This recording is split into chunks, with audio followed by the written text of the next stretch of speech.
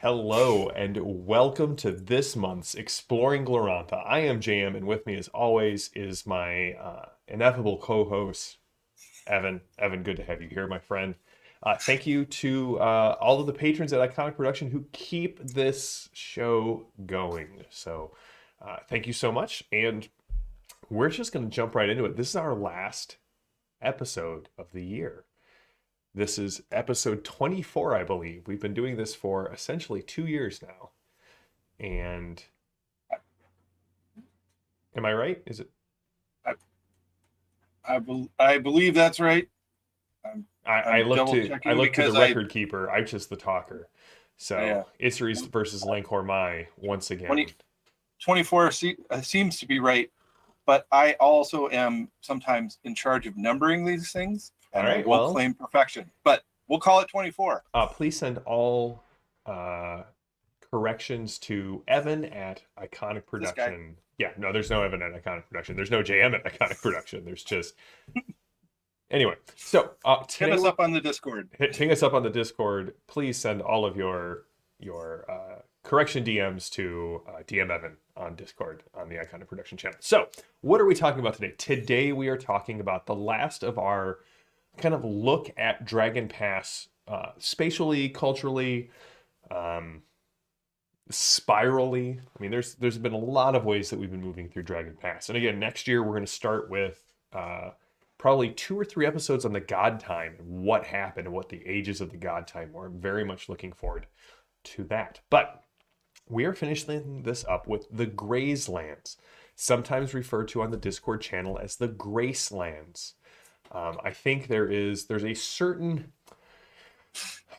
oeuvre of Glorantha players, Lunars, who really want to inject a lot of Elvisian panache and lore to Glorantha, and I know that Evan is one of those people. And we'll get into our Elvis lore.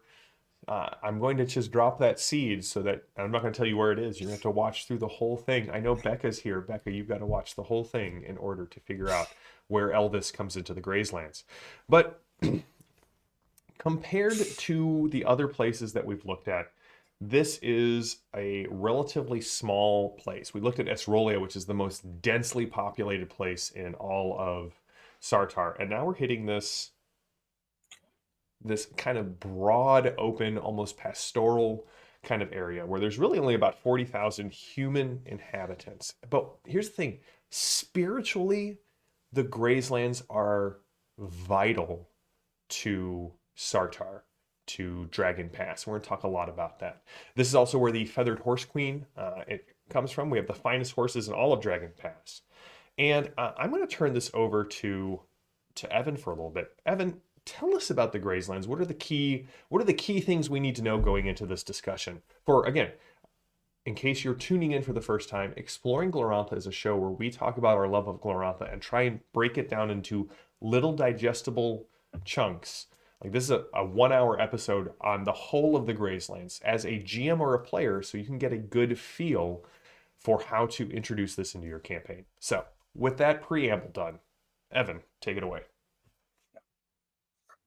And it's hard to know where to start because you have this fantastic plate of a delicious meal, and you could start at any point. But let's talk a little bit about the geography. But it's really, of course, defined by the people who are existing in that geography. It's a series of valleys within Dragon Pass. It's not in the highlands, but there are hills and mountain ranges, particularly the Dragon Spine, running through it. Now, And for new players, that Dragon Spine is literally a dragon spine, right? Because the mountains of Dragon Pass are the accretion of earth and rock on top of the bodies of sleeping dragons. And some of them are dragons too that have been killed by Orlanth as well. Mm-hmm. But in any case, the people who live here are on the one hand, they come from an exceptionally conservative culture Mm-hmm. that began far away on what is now the plains of Pent, which is up north and somewhat east of Peloria, Mm-hmm. the basin that holds the heart of the Lunar Empire. But the Pentans are are also sun worshippers, like the Dara happens, but they believe in the sun as the sun horse. Mm-hmm. And their ancient culture is called the pure horse culture. But uh, long ago, back in the Second Age, there was influence into Pent to start herding cattle, because the pure horse culture only lives from the horse. And so some, of course, rejected that, and they moved out, and there were a variety of reasons that they were attracted out of their homeland. And some of them ended up in Prax. We've talked a little bit about them during our Prax and our Mm-hmm. Pavis episodes. And then eventually they end up in Dragon Pass. A fraction of them who came south during the Second Age. And there are a lot of stories about how they got there.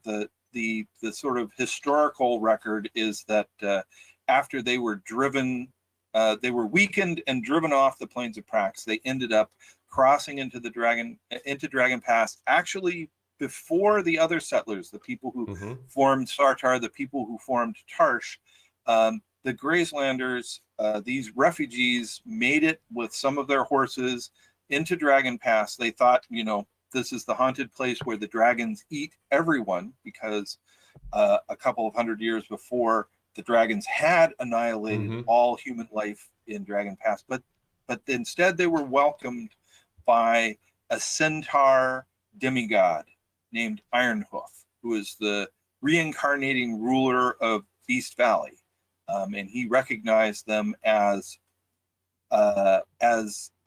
relatives through the great horse ancestor, and they were given valleys to live in, and they were able to flourish. There is a different story that, in fact, at least some of the Grazelanders had been centaurs, but they had been people and horses that had been experimented on and joined together because the Empire of Worm's friends, a faction of them, believed that they needed to create all of the creatures that existed in the Green Age, in the God time, in order to effect, paradise on Earth and to gain power. And so they merged these people, but they always had a pain. And so Ironhoof, working with a heroic Grazelander progenitor centaur, learned a ritual to allow them to choose either to be horse or human. Now, what's true? Maybe all of it's true. Maybe I mean, some none of of it's it. true.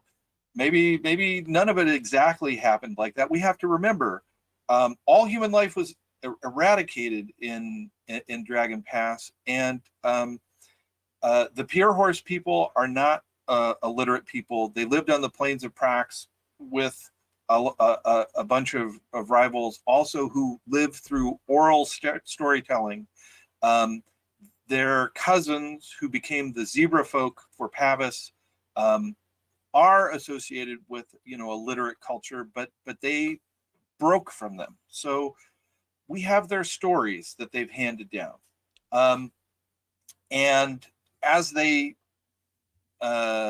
gained in strength and established themselves in these rich valleys, more people started to come into Dragon Pass, and they, being premier nomadic raiders, they raided them, and they in fact enslaved and enserfed some of them. And this became sort of the one of the innovations that makes them different from ancient pure horse peoples, in that they settled people and set them to work Mm-hmm.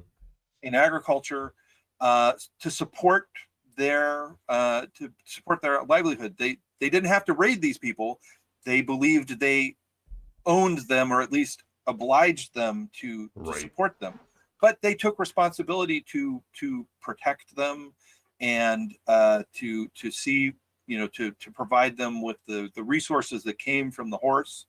Um, and this evolved eventually to a breaking point where the rivalries of Sartar Rising, Tarsh, Esrolia to the south, um, caused a great deal of disconnect, that maybe this massive population that they had made subservient to them might join with these outsiders who were in fact their cousins, their lost brethren, and might try to once again, strike down the pure horse people. And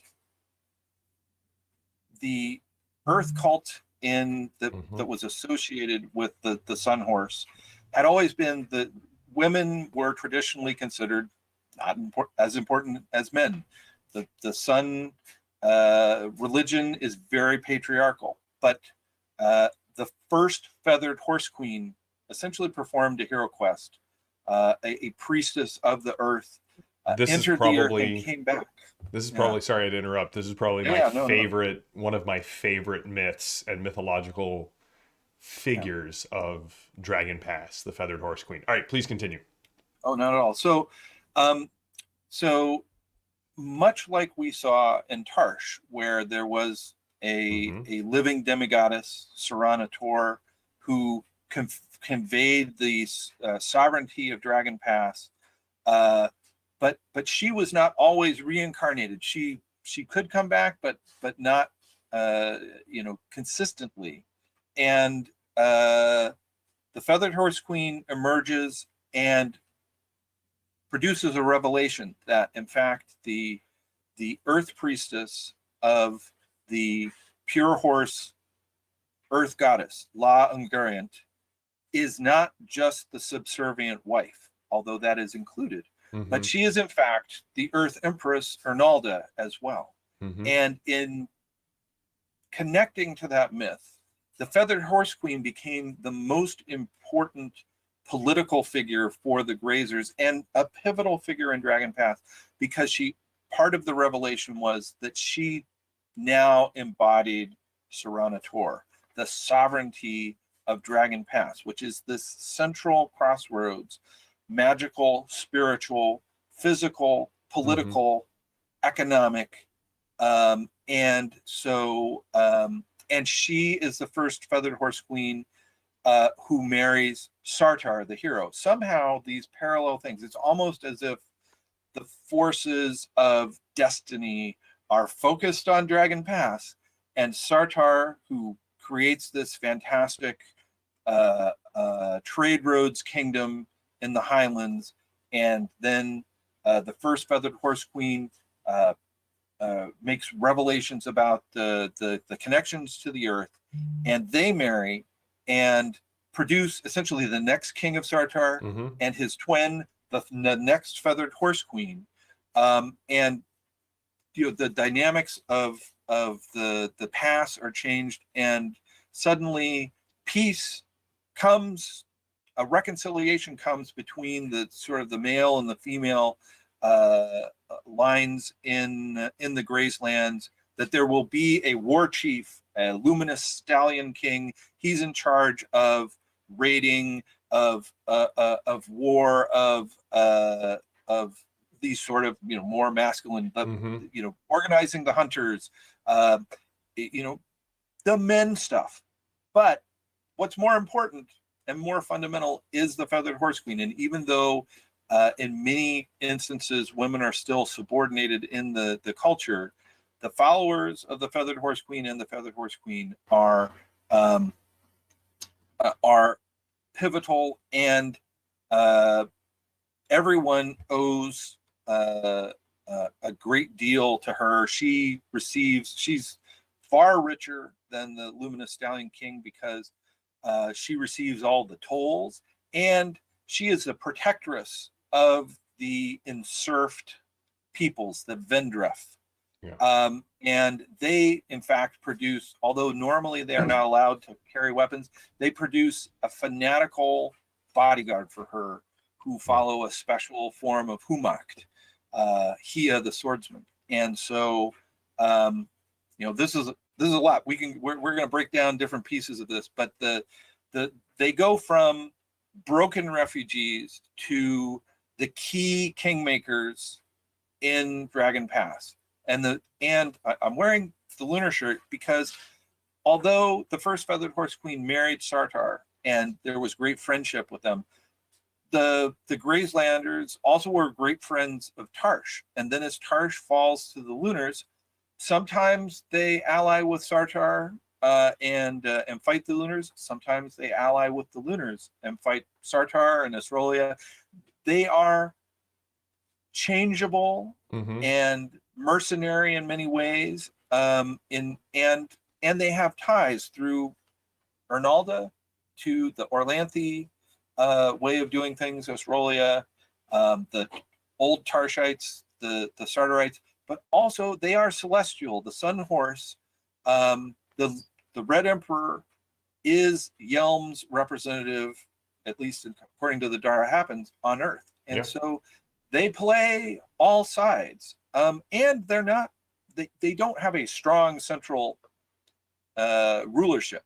The clans sort of do what they want to do, and then they only at great need are they sort of forged and united. And so the question of where are they going to fall, and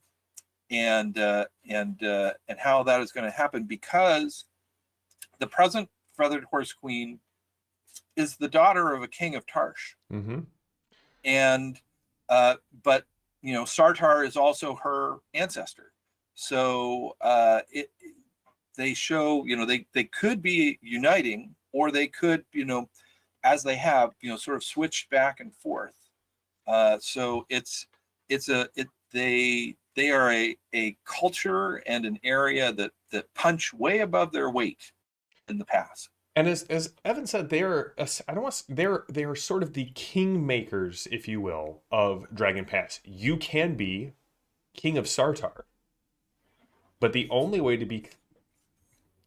to claim the title of the king of Dragon Pass is to be married to the Feathered Horse Queen. And that is a mystical and spiritual union that is not forced but must be won. And so there is Yes. a wooing in a way that emulates and echoes the wooing of Ernalda by Orlanth in the God Time, right?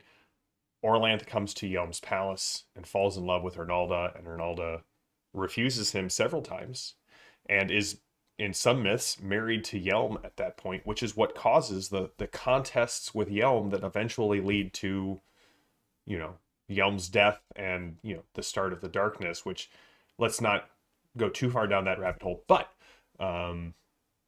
right, there is this wooing and this winning and this earning of the love of the earth, or in this case, the Feathered Horse Queen, that allows the recognition of the kingship of, in the Grazelanders, the luminous Sky Stallion, and in for the Orlanthi, the title, the King of Dragon Pass, which covers all basically what we have been looking at this point. So, Evan, let me ask you some questions because I'm really more the talker and you're really more the scribe here. What is the key difference from a player perspective of playing a Grazelander versus playing a Orlanthi or Esrolian or Tarshite or um, Pavicinian? Praxian, that's where I was going for. Because in a lot of ways, for those of us who have been in Glorantha the longest, those other cultures are very familiar to us. We can say, oh, well, here's the difference between a Sartarite Orlanthi and a Tarshite. Here's what the Praxians are. The Esrolian are Earth cultists. What is the key difference if you're a new player that would make you say, this is why I want to play a Gracelander? Well, so the Grazelanders, and as they consider themselves, the pure horse people, uh, they are most similar, although the both sides would reject this, to the Praxians, in that they live for and from their animals. Mm-hmm. Uh, now, the Praxians live in a very harsh landscape, and the pure horse people that live in the Grazelands live um, in relative bounty. Their area is one of the drier parts of the pass, but it's a watered paradise compared to the plains of Prax. So they are living in sort of a little um, an area that is, their valleys are a little slice of Mongolia, or ancient Scythia. They and Ancient While they Scythia. have relationships to these towns that they've established first through captivity and conquest, and now through sort of patronage, they disdain all of those things. They in terms of, they will not live in town. They will not. They will visit there, and they are very bound to the things that can be reduced through agriculture. But if necessary, they live purely from the horse, the milk of the Mm-hmm. horse, blood of the horse. Um, Sometimes if they have to eat the an older horse, or something like that, they live in the saddle from a very young age. They travel in a seasonal round, um, and they have this exceptional martial culture, and a very stratified society that is very male focused, and is also very focused on, your place is determined by your age, your sex, and to a certain extent your the status of your family, Mm-hmm. will be influential. But as a young man, you start as a hunter, you become a warrior, an archer, then you become a sort of a full member, a mature member of the tribe, who might be able to become chief, and then you become an elder, and then you die. That's the that is the life cycle of the male rider, which is sort of the ideal in society. Now, so um, what breaks the mold, of course, is the feathered horse queen, and her cycle of being protected by these ground dwelling humakti, Mm-hmm. who come from the otherwise subservient class, and being surrounded by uh, uh, all of the powers of the earth, that sort of balance and have this mystic and very powerful feminine uh, force and influence, somewhat of a moderating influence, but that always has to be uh, sort of propitiated. And there's, that force always has an alternative. If the followers of the sun horse, get too high on their horse, so to speak, she can always turn to another of the protectors, and that's typically here going to be Orlanth. The Mm-hmm. Orlanthi will step forward. Um, so, um, so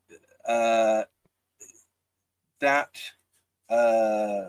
sort of swinging back and forth of there being two sets of sovereignty. There's this sort of hard power, the commander of the cavalry, the Mm-hmm. leader of the raids, and then the queen, who really in the end holds all the cards. Reproduction, uh, outside trade, um, and the powers of the earth, including the bounty of agricultural production, and peace, which ultimately peace uh, really is more powerful Hmm. than war in this land. The ultimately, the the pure horse people, they fought everything on the plains of Prax, and Yeah. ultimately, they didn't make enough peace. Maybe they couldn't mythologically because of their tie to the horse and the rejection of that in Prax, and ultimately they were battered and had to flee for their lives. So why is this interesting? Well, I mean, you hear all the tensions. This is Yeah, this there's a lot of the dramatic ordered, tension right there.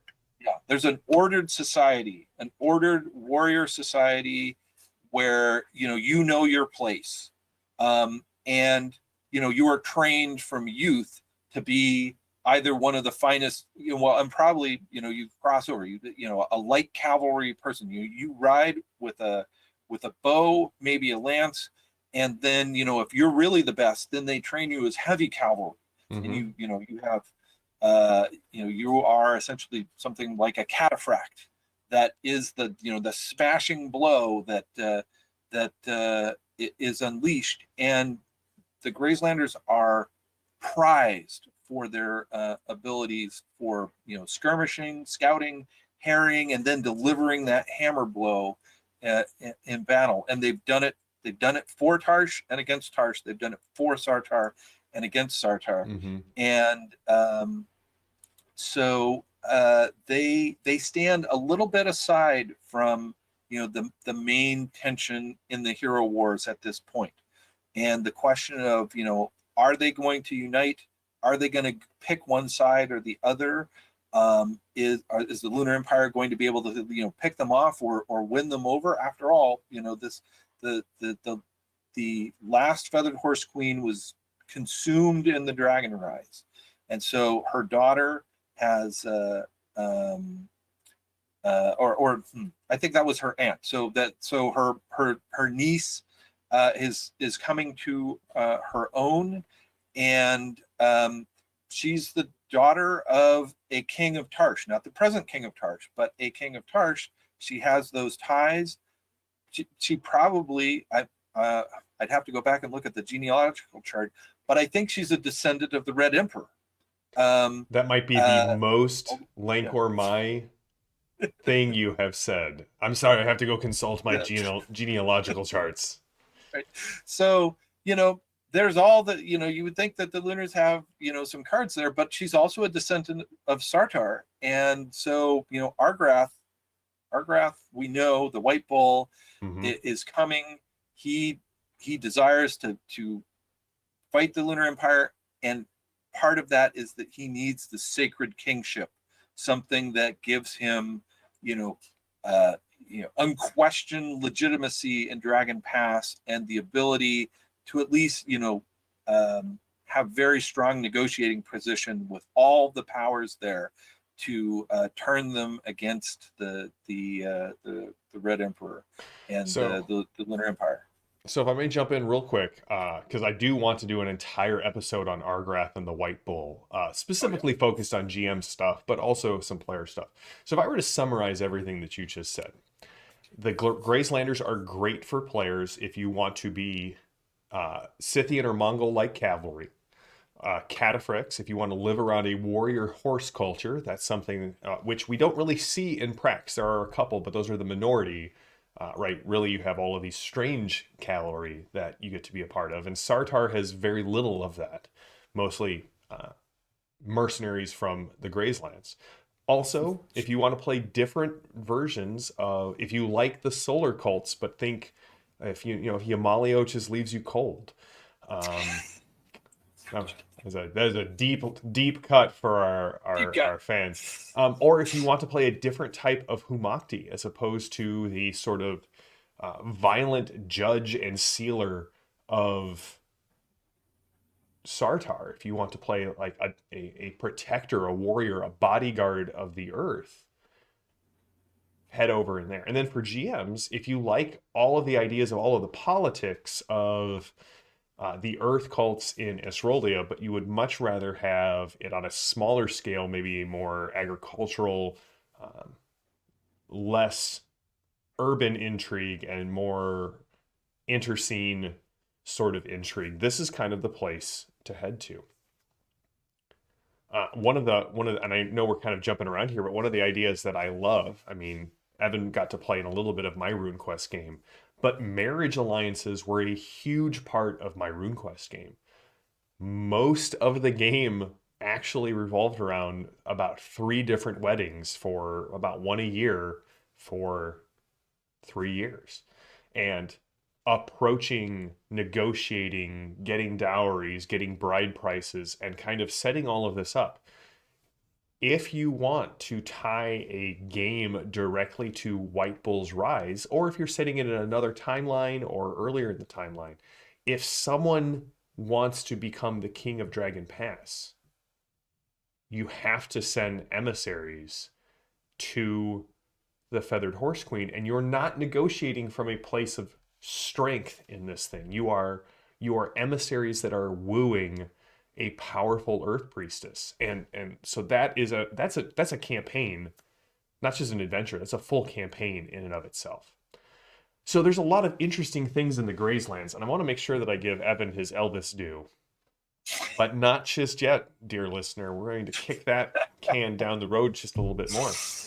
For me, so there's a lot of great things and sites of power and adventure for GMs in Dragon Pass or in Grazelands, and especially for players who would like to just kind of dig more into it. So first of all, as Evan said, there's a lot of the beast folk here, centaurs, satyrs, all of these non-brew.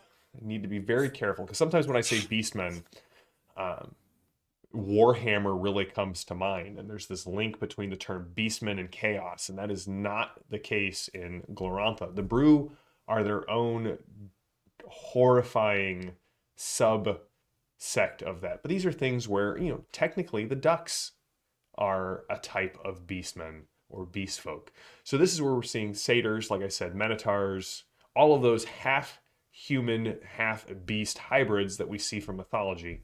They sort of have a place here. The forest of wonderful beasts, but the two that stick out in my mind, and again, if you're a member of the Iconic Patronage, you get the sweet outline that basically is enough to start running your campaign on. Red Dragon Vale is one of my favorite places, any of the Dragon Vales, but the Red Dragon Vale is in the Grazeland. It is a small little Orlanthe-controlled valley in the middle of the Grazelands. And again, remember, that's like an Orlanthe colony or outpost, if you will, in the middle of the Horse People, with the sleeping true Red Dragon under the hills in the mountains in that valley. But I can't talk about the Grazelands, and Evan knows me well enough to have put a lot of this in our outline because I would have just added it, without talking about the Black Horse country. So long ago, there was a mercenary group by the name of the White Horse Troop, and in order to get around something called the ban, and we will talk about the ban when we talk about our temporal view of Dragon Pass and Glorantha, Sir Ethelrist led his group into hell to get past this essentially magical, impassable barrier of the ban. And when they emerged, they were no longer the White Horse Troop, but the Black Horse Troop. And Sir Ethelrist leads the Black Horse Mercenary Company. Now, what's interesting about this is that in a lot of ways, you don't hire the soldiers of the Black Horse Troop. You hire their steeds. For when they came out of hell, they were not riding horses, but demons in the shape of horses. And so Sir Ethelrist is a hero. And again, when we say hero in Glorantha, there's some terminology in Glorantha that gets used, and you might think it's the same thing as in some of your other games or your other settings. But hero with a capital H is really more on par to like a demigod in Greek mythology. They have undergone some sort of hero quest, some sort of gifting, some sort of ritual that is imparted upon them a divine and spiritual aspect, unlike that of mortal men. And then there's another tier above that, superhero, and that's not capes. That is like Hark the Berserk, and my brain died because I have, purposely ice picked the my lunar knowledge, but um, the dancer. Who am I thinking of? The daughter of the Red Empress, Jar-Eel. Jariel the Razoress, which is just such a badass title. Argrath, like these are the people who have done so many of these things. So many hero quests have been like they are hero upon hero upon hero, and that is where we're hitting like Herculean level of power and divinity, right? Most often, we're going to see these people go through an apotheosis and become gods and have cults dedicated around them in their own self. So Sir Ethelred is a hero, and Evan, I know that I've just waxed eloquently about Sir Ethelred and everything I love about the Black Horse Troop. Is there anything that you would want to say, hey, as a GM, here's something you definitely want to bring in your games, and it's Sir Ethelred and the Black Horse Troop and their demon horses? Yeah. Well, I'm going to do two things. First, I'm going to you just just about the Red Dragon Vale. It's on the periphery of the Grazelands, between sort of sandwiched Yes. between it and Tarsh, so I accept your actually. Just want to put that out there. Yeah, Sir Ethelred. Well, so the most important thing from the Grazelanders' point of view about Sir Ethelred is that he is sitting on their territory. Sir Ethelred's Black Horse Country was a valley that was part of the seasonal round of the Grazelanders, and they had settled Vendreth, settlements and towns in that area.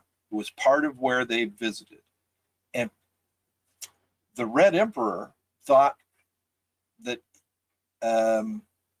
he wanted to reward Sir Ethelred for mercenary service, and he said, "You can have that valley."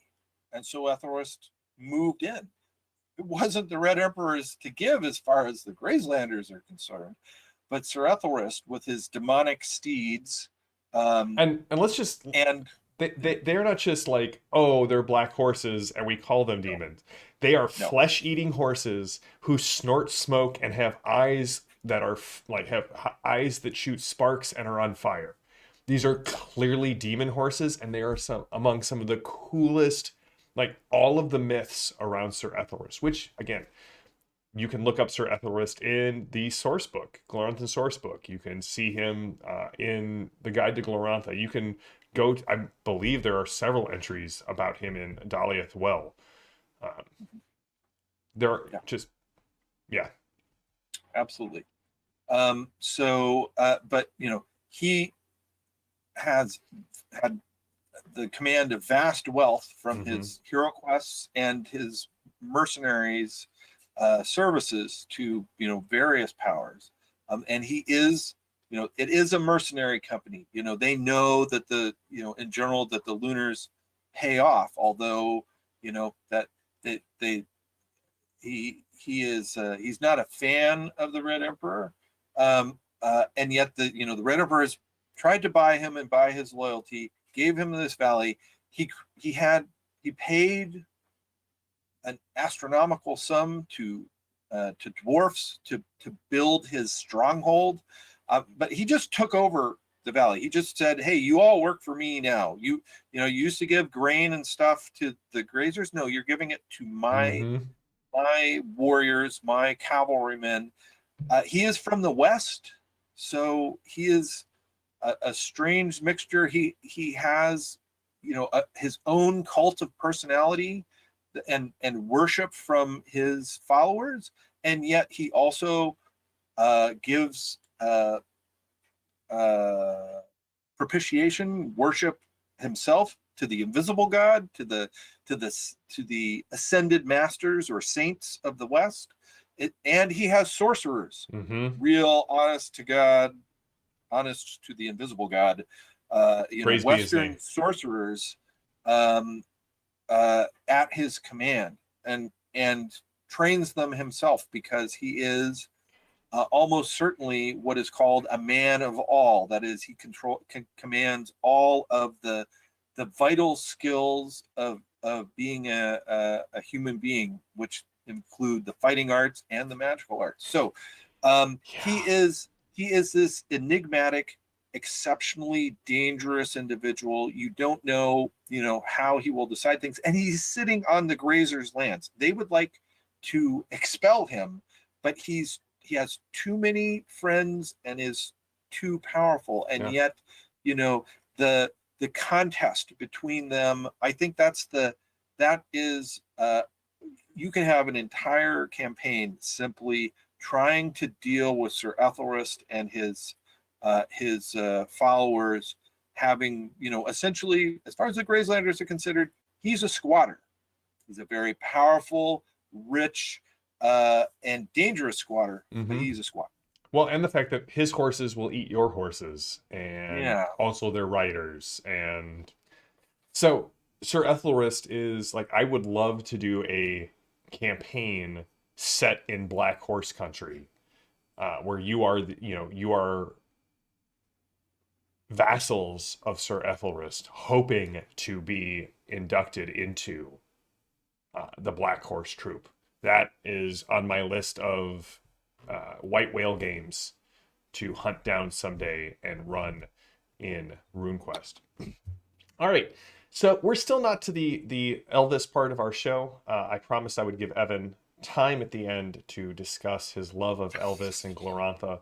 And there's actually if you look at Nick, who did the Nick Brooks didn't do the Oh did yeah. he did I that mean, one. not alone. Not alone, but It was like Glamour, the book on the Johnstown Compendium of the city of Glamour, you will recognize the Red Emperor as I think Nick explained it at Chaosium Con, that all of the statues are of young Elvis, but all of the modern pictures of the Red Emperor are of fat Elvis. Is how he explained it to me, and we'll get into that real quick. But first, as a GM, this area is rife with potential. You've got the politics, you've got the trade, as Evan said, just the location between the Lunar Empire, Tarsh, and the rest of um, Dragon Pass, the hatred of their raids on Prax, the fact that some of the Praxian are actually distant, severed cousins of the Pure Horse people. There is this microcosm of reenacting, as we said, both Ernalda's or Orlanth's wooing of Ernalda, but also the struggle between Orlanth and Yelm for the affections of Ernalda, in the fact that sometimes they ally with the Lunars, sometimes they ally with Sartar. And so you could play up the mythic struggle of Sky and Storm in a political level. Like, who are you, if both sides are vying for the Grazelanders and their cavalry, that is a great political intrigue game right there, as well as a warfare campaign, right? You can't just go out and slay your rivals, because how does that look then to the Feathered Horse Queen and it's the Luminous Sky Stallion? I'm trying to right. Am I Yes, the luminous stallion king. the Luminous Stallion King? Thank you. And how does that look? What are you doing to influence one side or the other toward you? Especially if you're playing as the Grazelanders, playing both of these sides off, weighing both uh, offers, understanding kind of what is going on there. So you got this mythical struggler. You have the fact that you could run a campaign around protecting the Earth in the Grazelanders, as the Humakti Temple, or the being inducted into the cavalry. You've got this idea of the Empire of Worm Friends, which we will get into next year, is also the echoes of their crimes sort of echo throughout Dragon Pass, and you can be dealing with sort of these leftover remnants of the Empire of Wormfriends and what they have hurt, because there are still some beastmen clans and tribes that are deeply wounded by what the humans did during that time. And so you also have this great interaction between the human tribes of the Grazelanders and what they share with the beast folk around them. So there's just a lot of great things. Evan also pointed out in our notes that the Smoking Ruins is a great resource for the South Wilds and Beast Valley. There's also the Johnstown Companion Supplement Coralstred, and which expands on the Smoking Ruins and has some plots that go out into the Grazelands as well. But Evan, anything to add before we get into our Elvis discussion? I'm Well, giving you like the last 10 minutes of the show to discuss the Gracelands view of what we've just talked about. yeah.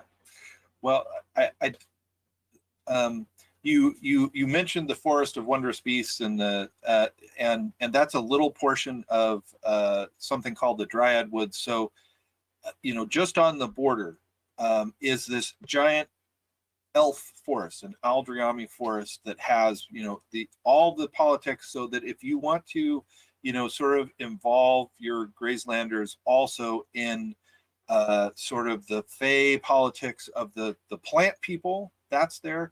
And then this little corner, we don't know that much about the Forest of Wondrous Beasts, but it's ruled by a stag monarch, and the beasts there are all magical. I saw one comment online, I liked it. It's like, basically it's a little corner of Narnia sitting right next to this Bronze Age Scythian culture. And that could be a fascinating either place to just visit or to have an ongoing, like, hey, there's a rabbit here to talk to you. What? Huh? And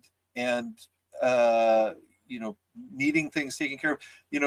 The big political campaign, the wooing of the Feathered Horse Queen, and don't think that Argrath is going to be the only person Mm-hmm. trying that.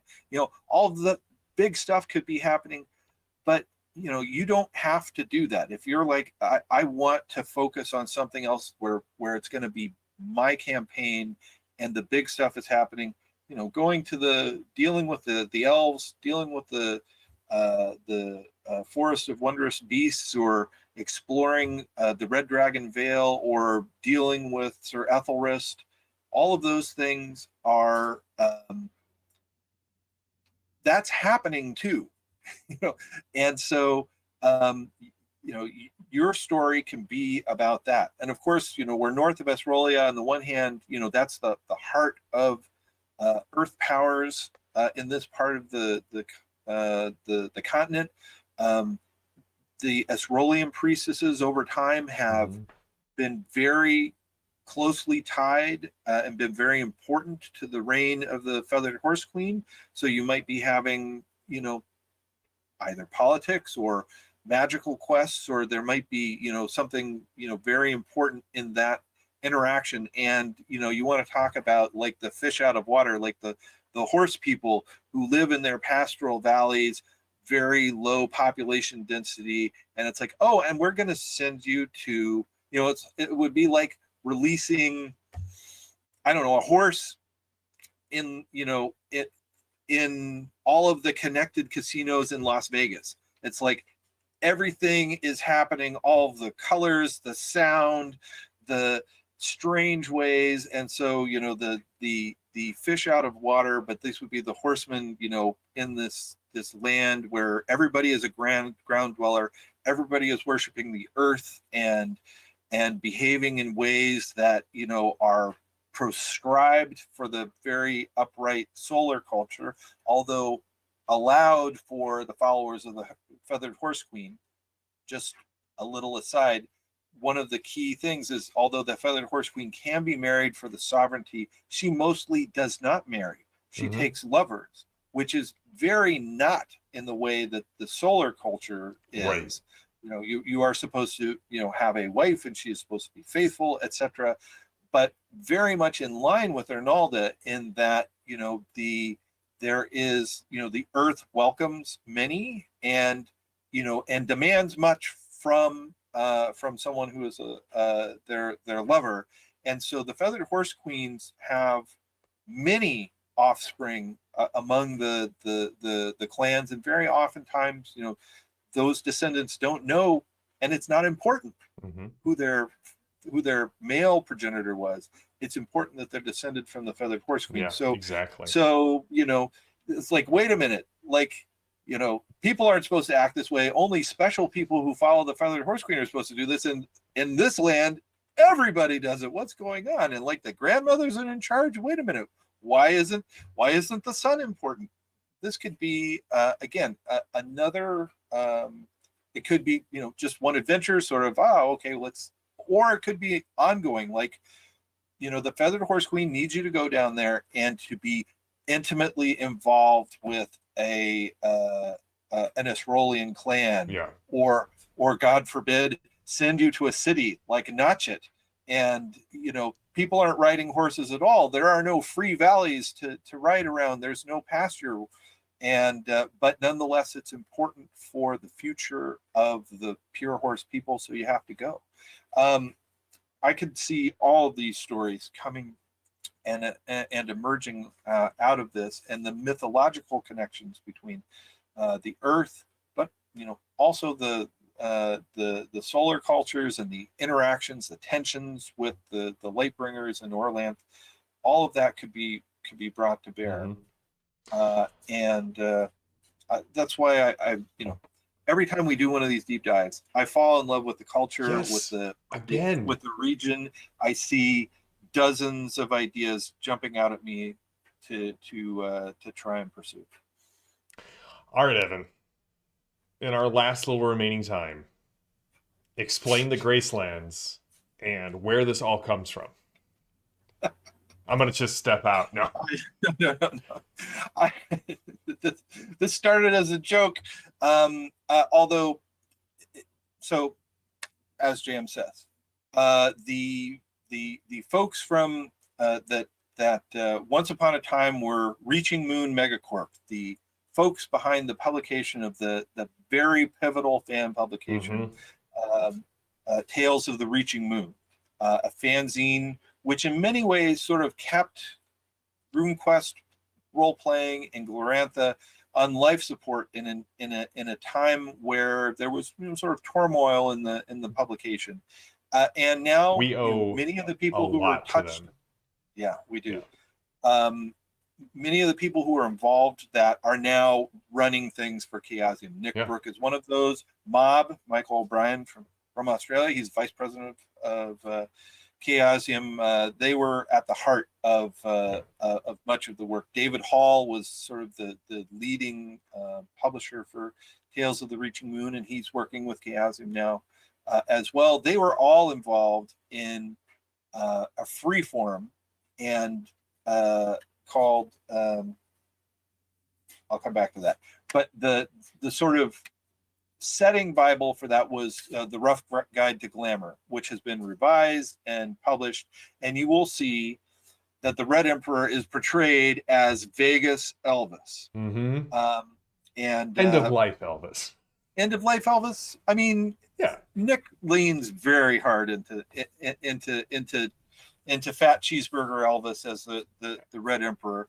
It is true that the Red Emperor's different incarnations take on different personas, and so one of the ways they've leaned into that is the idea of the current incarnation, Argentus, being like Elvis, being a hard partier, amazingly charismatic, amazingly engaging and performing in his rituals, etc.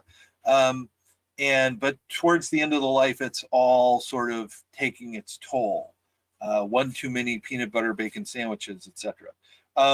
So this idea of Elvis sort of came in from them. And so then when we were sitting down and it's like, oh, we're going to do the Grazelands, and I wrote JM and I said, I'm really excited about talking about Elvis and Glorantha, and doing our episode on Graceland. Those of you who are too young to remember, Graceland is the former plantation that was bought by Elvis and turned into his, mansion and compound, where he spent his riches and eventually passed away. And so Mm-hmm. I said I've been really doing a lot of research, etc. Boy, it'll be exciting seeing all of the connections.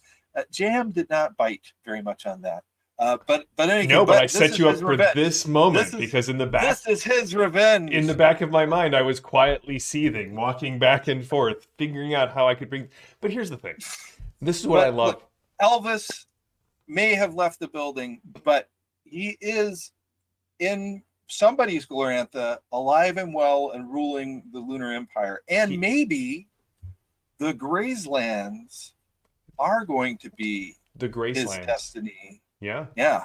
See, I love this. I love the fact, and here's the thing.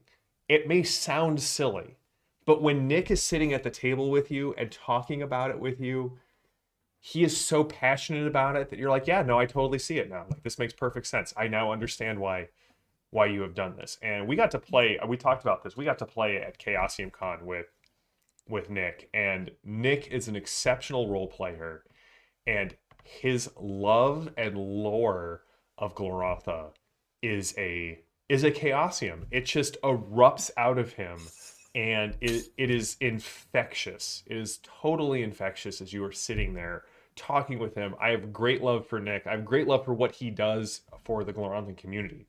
Like he is the curator, if you will, of the Johnstown Compendium, and it is wonderful. It, as Evan said, it reaches back to the Tales of the Reaching Moon era, but also provides people who love this world as much as we do a way to get their ideas out for the rest of us to use.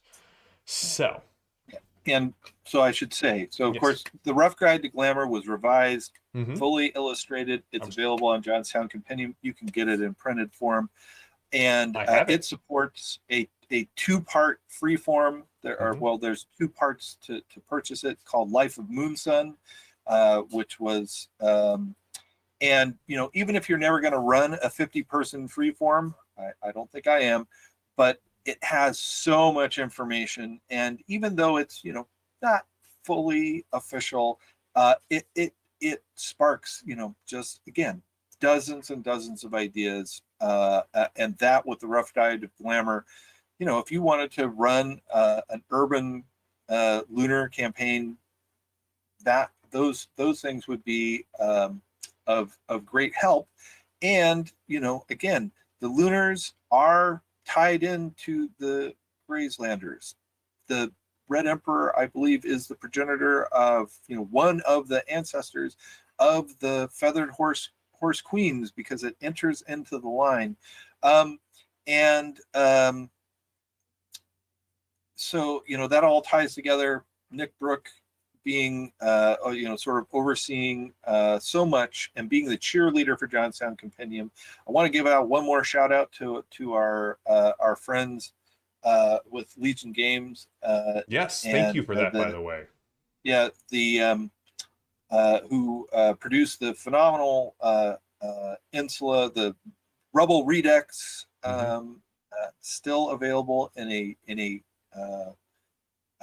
cost effective bundle on the Johnstown Compendium, and I hope our viewer who won the yes, we sent the email out, and I'm looking forward to hearing back from them on how they enjoy it.